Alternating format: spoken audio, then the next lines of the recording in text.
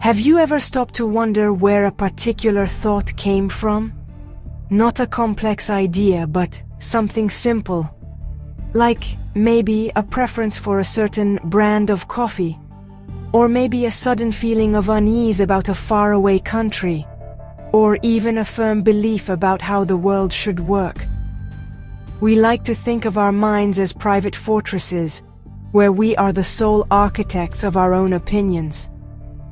We imagine ourselves sitting in a quiet room, carefully weighing evidence and then making a rational choice. But what if that room is not as quiet as we think? What if it is filled with echoes, faint whispers that have been repeating themselves for years, so subtly that we mistake them for our own voice? We are told a story, the story of the individual. This individual is sovereign, a free agent who chooses their path, their values, and their beliefs. This idea is powerful. It is the foundation of our modern world, but it is also a story that might be hiding a more complex and, honestly, unsettling truth. The truth is that most of what we believe is not the product of conscious, deliberate choice. Instead, our beliefs are often installed, like software loaded onto a new computer. They are placed there, piece by piece, from the moment we are born. These installations are not malicious attacks. They are simply the byproduct of the world we inhabit, a world that is constantly speaking to us. This process is not about force. It is not about men in dark coats telling you what to think.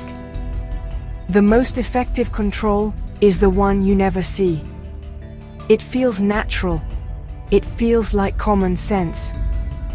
The ideas that shape our reality are often the ones we never think to question, because they are simply there.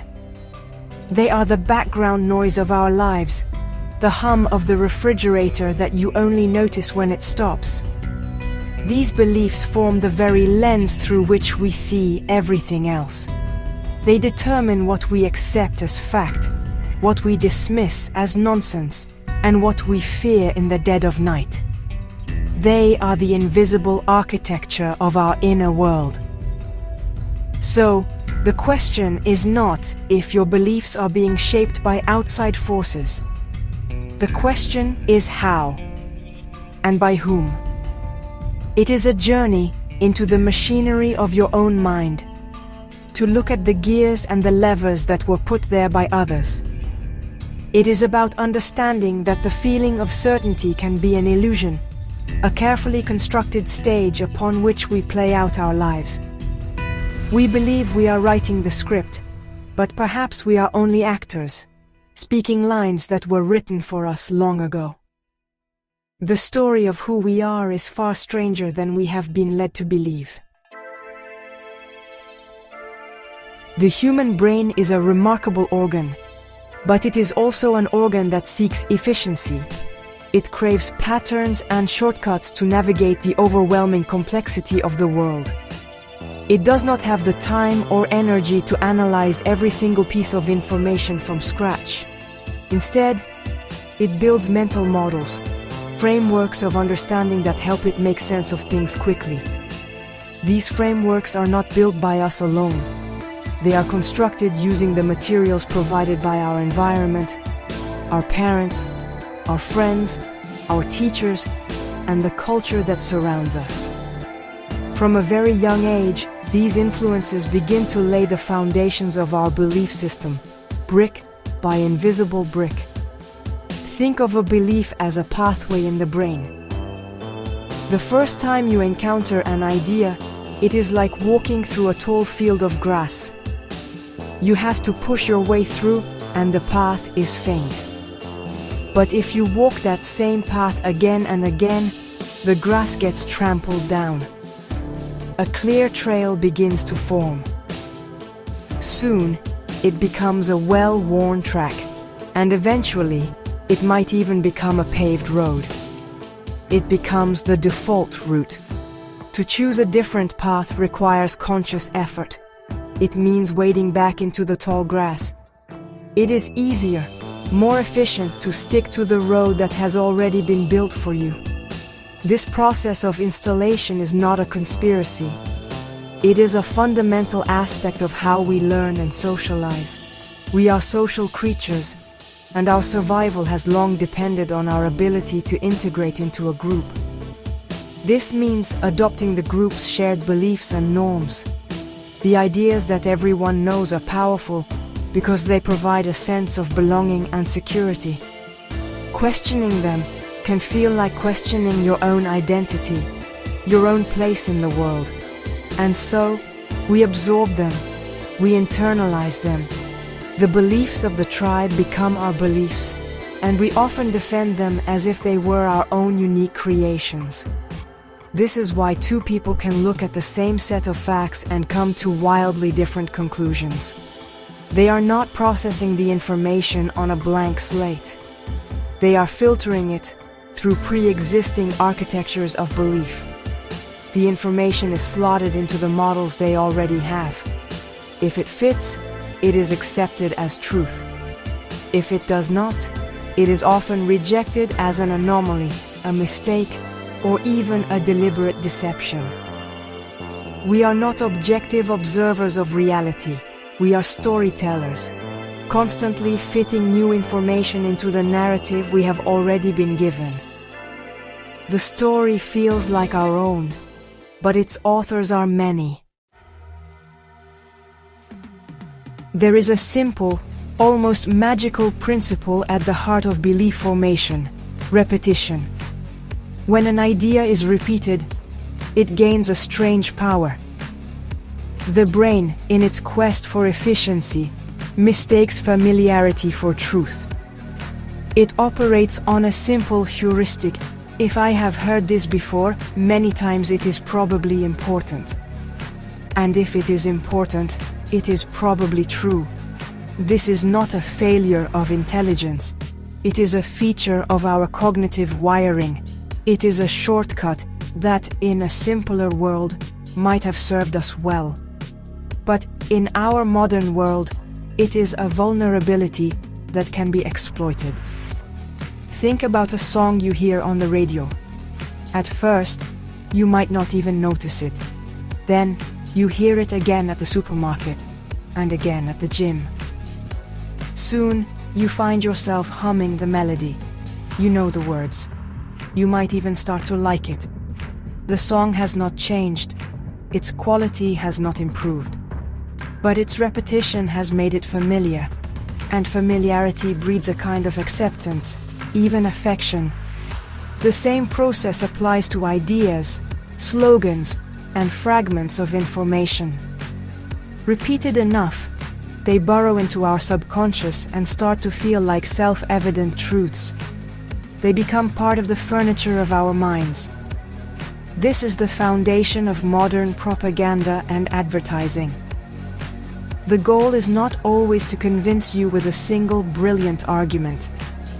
The goal is to create an environment where a particular message is inescapable. It appears on your television, on your social media feed, on billboards you drive past. The message might be that a certain soda brings happiness, or that a particular political idea is common sense. The content of the message is almost secondary to the sheer volume of its repetition. The constant low-level exposure does the work, bypassing our critical faculties and embedding the idea directly into our sense of what is normal and true. The unsettling part is that we are often unaware this is happening. We believe we have formed an opinion through careful thought, but we are actually just echoing the most persistent message. We feel a sense of ownership over the belief because the final step of acceptance happened inside our own head. But the groundwork was laid by a relentless, external drumbeat. It is a form of persuasion that is both powerful and invisible. It does not feel like coercion.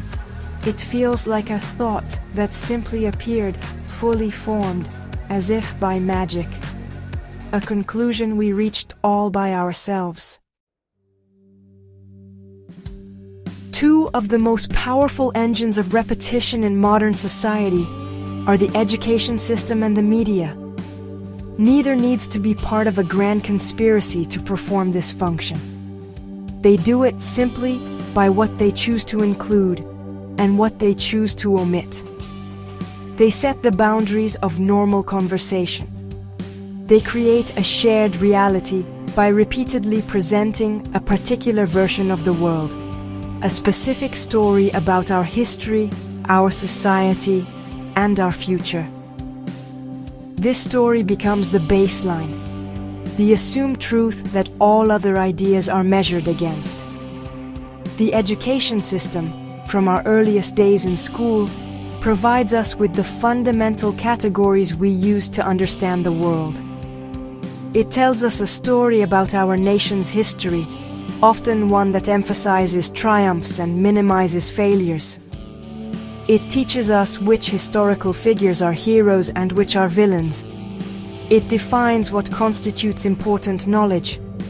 This is not necessarily malicious. Every society needs a shared story to cohere. But it is crucial to understand that this story is a construction. It is a simplified narrative, repeated year after year, until it hardens into the bedrock of our worldview. It becomes the history, not a history. The media, in its many forms, continues this process throughout our adult lives. News channels, websites, and newspapers decide what is newsworthy. By giving a topic sustained attention, they signal its importance. By framing it in a particular way, they suggest how we should feel about it. The constant repetition of certain phrases, images, and expert opinions creates a powerful current of thought. Stories about crime might lead us to believe the world is more dangerous than it is. Stories about the economy might create a pervasive sense of anxiety or optimism. The media does not have to tell us what to think directly. It just has to tell us what to think about, over and over again. What is left out is just as important as what is included. The stories that are not told, the perspectives that are not given a platform, the questions that are not asked, they create a vast silence. This silence shapes our reality by rendering alternatives invisible. If an idea is never presented by the institutions we trust to inform us, it effectively ceases to exist for most people. It becomes unthinkable. In this way, the media and education systems act as powerful, albeit often unintentional, gatekeepers of reality, curating the information environment in which our beliefs are allowed to grow. Fear is, a really powerful catalyst for belief. When we are afraid, our capacity for rational, nuanced thought it diminishes. The brain's primitive survival instincts take over. We start to seek certainty, simplicity, and a clear path to safety. In this heightened state, we are far more susceptible to ideas that offer a simple explanation for our fear and a straightforward solution. Fear narrows our focus. It creates a sense of urgency that makes us crave immediate answers. We become less interested in careful analysis, and instead, more interested in finding something or someone to blame. This cycle is honestly a recurring theme in human history. A society is gripped by a sense of anxiety, perhaps from economic instability, social change, or an external threat. A story then emerges that identifies a source for this fear. It could be an outside enemy, a specific group within society, or a vague, abstract force. This story provides a target for the free-floating anxiety. It gives the fear a name and a face. The story is then repeated relentlessly through official channels and public conversation, amplifying the fear and solidifying the identity of the supposed enemy. This creates a powerful feedback loop. Once a belief is locked in by fear, it becomes incredibly difficult to dislodge. The belief is no longer just an idea, it is a shield. It is a psychological defense mechanism against a perceived threat. To question the belief feels like letting down your guard, like making yourself vulnerable to the very thing you are afraid of. Evidence that contradicts the belief is not seen as new information. It is seen as part of the threat. Those who present counter-arguments are not seen as engaged in a debate. They are seen as naive, foolish, or even complicit with the enemy. Fear glues a belief to our identity. This dynamic is exploited by those who, well, understand the mechanics of social control. Creating or amplifying a state of fear is one of the oldest tools for managing a population. A fearful public is a compliant public. It is a public that will accept restrictions on liberty in exchange for a promise of security. It will rally behind a strong leader who promises to vanquish the source of their fear. The fear does not have to be based on a rational assessment of risk. It just has to feel real. And once it feels real, the beliefs that it generates become real too, shaping the actions of millions. In the early 20th century, a man named Edward Bernays, the nephew of Sigmund Freud, pioneered a new idea. He realized that the insights of psychology could be applied to society as a whole. He understood that you could manage the masses not through force, but by shaping their desires and beliefs. He called this practice the engineering of consent. Bernays saw that if you could link a product or an idea to people's deep, unconscious desires for freedom, for status, for happiness, you could get them to do things without them ever feeling like they were being told what to do. They would believe the choice was entirely their own. Bernays' work, detailed in books like Propaganda from 1928, laid the groundwork for modern public relations and advertising. He famously helped make it socially acceptable for women to smoke by staging a protest where debutantes lit up torches of freedom. He did not sell cigarettes. He sold the idea of liberation. This, honestly, is the essence of social engineering. It does not operate on the level of logic. It operates on the level of symbol, emotion, and deep-seated psychological needs. It works by creating a powerful association between a desired feeling and a specific action or belief. This principle extends far beyond selling products. It is used to shape public opinion on a vast scale. Think of how abstract concepts are presented to us. Freedom is not just a political state. It is linked to images of open roads, powerful cars, and individual choice in the marketplace.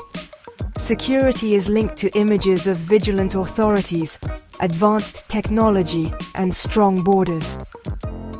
These linkages are not natural. They are constructed. They are repeated so often that the connection becomes automatic in our minds. We are conditioned to feel a certain way when we hear a certain word, just as Pavlov's dogs were conditioned to salivate at the sound of a bell. Another key text in this field is Gustave Le Bon's The Crowd, a study of the popular mind from 1895. Le Bon argued that when individuals form a crowd, they lose their sense of individual responsibility and become susceptible to suggestion and contagion. In the modern world, the crowd is not just a physical gathering. It is the vast, interconnected network of media and online communication. We are all part of a psychological crowd, constantly exposed to the same emotional currents and simplified ideas. In this environment, the engineering of consent becomes easier than ever. It is a subtle, continuous pressure that shapes our consensus reality. We live in a new age of influence, one that the early pioneers of propaganda could only have dreamed of. The digital world has created a machine of unprecedented power for shaping belief. Every click, every like, every share, every search query is a piece of data. This data is collected, aggregated, and analyzed to build a detailed psychological profile of who you are. This profile is not just about your consumer preferences. It is about your fears, your insecurities, your political leanings, and your deepest desires. It is really a map of your mind. This map is then used to create a personalized reality for you. The algorithms that govern your social media feeds and search results are not designed to show you what is true. They are designed to show you what will keep you engaged. And what keeps you engaged is often what confirms your existing biases and elicits a strong emotional reaction. The system learns what you believe and then feeds you a constant stream of information that reinforces those beliefs. It creates an echo chamber, a feedback loop, where your own worldview is reflected back at you, over and over, each time with more intensity. This creates a strange paradox. The more personalized our information becomes, the less we are exposed to different points of view. We feel more informed than ever, but we are often just becoming more deeply entrenched in our own tribe. The machine creates a filter bubble, as described by Ely Pariser in his book of the same name. It invisibly edits the world to fit our preferences, leaving us unaware of what is being filtered out. We end up in a state of cognitive isolation, convinced that our view of the world is the only reasonable one, because it is the only one we ever see. This is the ghost in the modern machine. It is an intelligent, automated system of influence that operates on a scale and with a precision that is historically new. It is not a single person or committee making decisions. It is a complex system of algorithms with a simple goal: to capture and hold your attention. In doing so, it has become the most powerful force for belief installation in human history. It guides our thoughts so subtly, so personally, that its influence feels like our own intuition. It is the ultimate expression of control that does not feel like control at all. So, what can be done? If our beliefs are so profoundly shaped by forces beyond our conscious control, are we simply puppets on a string? The answer is no. The first and most crucial step is awareness. Simply understanding that these mechanisms exist is a powerful act of defiance. It is like turning on the light in a dark room. You can suddenly see the furniture you were bumping into. By acknowledging that your sense of certainty might be an illusion, you create a space for doubt. And in that space, critical thought can begin to grow. The next step is to actively seek out friction. Our brains and our algorithms want us to follow the path of least resistance. To break the spell, you must intentionally walk into the tall grass. This means reading books and articles by people you disagree with. It means following thinkers on social media who challenge your worldview. It does not mean you have to adopt their beliefs. The goal is not to trade one set of installed beliefs for another. The goal is to understand how other people think, to see the world through their framework, and to recognize that your own framework is not the only one. It also means practicing a kind of mental hygiene. Question the source of your information. Ask yourself, who benefits from me believing this? What emotion is this news story or advertisement trying to make me feel? Why is this particular story being told now? Slow down your thinking. When you feel a strong emotional reaction, especially fear or outrage, take a step back. That emotion is a signal that your rational faculties may be about to be bypassed. Give yourself time to think before you accept, and certainly before you share. Treat your attention as a precious resource, not to be given away lightly. This is not an easy or a comfortable process. It requires humility. It requires admitting that you might be wrong. It requires a willingness to live with uncertainty, rather than rushing to the comfort of a simple answer.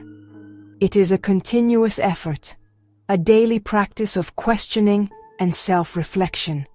It is the work of reclaiming your own mind from the echoes and the algorithms. It is about striving to be the architect of your own thoughts, even while knowing that the building materials were given to you by others. It is the difficult, necessary work of being truly free.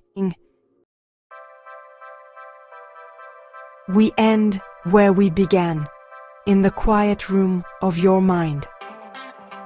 But perhaps now it feels different. The silence is not as empty.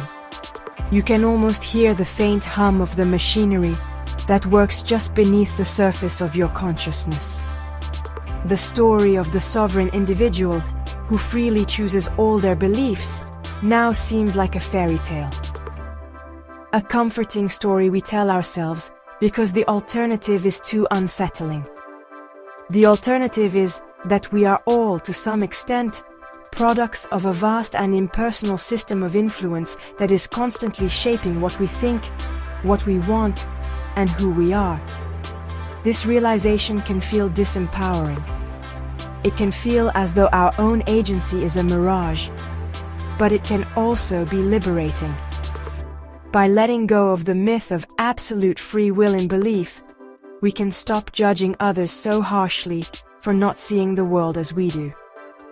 We can begin to see them not as malicious or stupid, but as people who have been exposed to a different set of repetitions, a different set of fears, a different architecture of mind. It allows for a kind of empathy that is impossible when we believe everyone is operating from the same blank slate. The systems of influence, media, education, technology are not going away. They are only becoming more sophisticated, more integrated into the fabric of our lives. They are the water we swim in. The challenge is not to escape the water, for that is impossible. The challenge is to learn how to swim. It is to become conscious of the currents that are pushing and pulling you, and to learn how to navigate them with intention rather than being carried along passively. It is about developing a new kind of literacy for the 21st century, a literacy of power and influence. And so, the uncomfortable question remains, and it is a question you must now ask yourself. Look at your most deeply held convictions about politics, about money, about right and wrong, about your own identity, the ones that feel most like you. Ask yourself, who installed this belief? Whose voice am I hearing when I think this thought? Is this belief serving me, or is it serving a system I do not fully understand? The honest answer may be disturbing, but asking the question is the first and most important step toward true intellectual freedom. It is the beginning of a strange and difficult journey.